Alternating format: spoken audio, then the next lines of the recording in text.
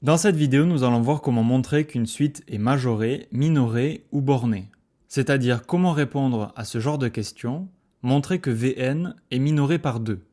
C'est parti!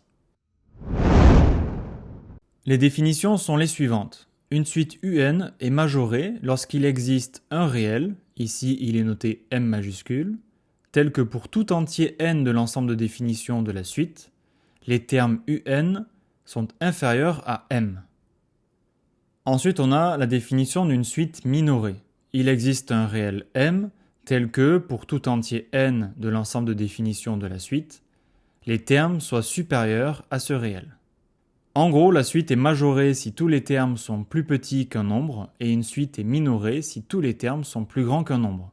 Attention, un majorant ou un minorant ne doivent pas dépendre de n.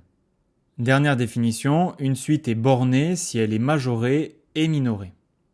Alors, prenons notre exemple. Il faut montrer que la suite Vn est minorée par 2. Il faut donc montrer que pour tout entier n non nul, Vn est supérieur ou égal à 2. Alors dans ce cas, ça va être assez simple, car on a la forme explicite de la suite Vn. Donc on va pouvoir le démontrer directement. On va commencer avec 1/2 exposant n. Au final, quelle que soit la valeur de n, c'est un nombre positif, vu que c'est une puissance de 1/2.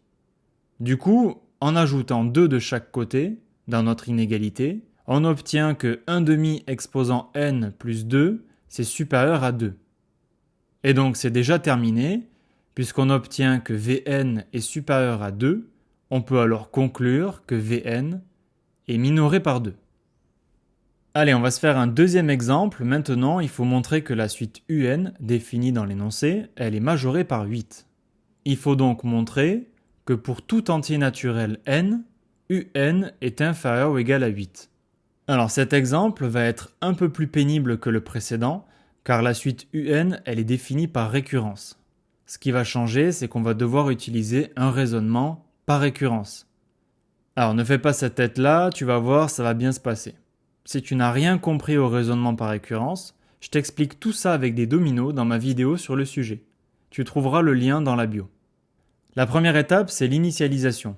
On vérifie que la propriété UN inférieur ou égal à 8, elle est vraie pour n égale à 0.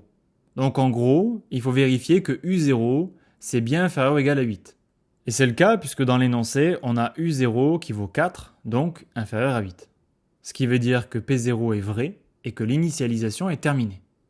Place à l'hérédité, on suppose que pour un entier n fixé, UN soit inférieur ou égal à 8.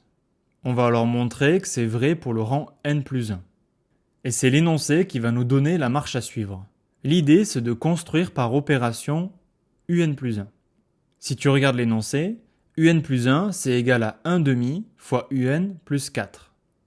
Et l'opération que l'on fait en premier sur UN, c'est la multiplication par 1/2. On va donc commencer par cette opération. On obtient du coup 1/2 de UN inférieur ou égal à 4.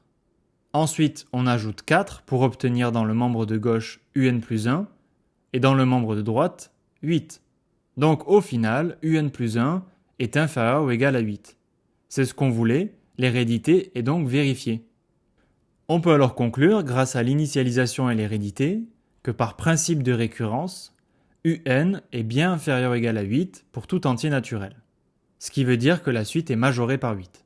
Et voilà, c'est terminé, tu sais maintenant comment démontrer qu'une suite est majorée, minorée ou bornée. Si cette vidéo t'a plu, n'hésite pas à liker et à t'abonner. On se retrouve tout de suite pour une prochaine vidéo.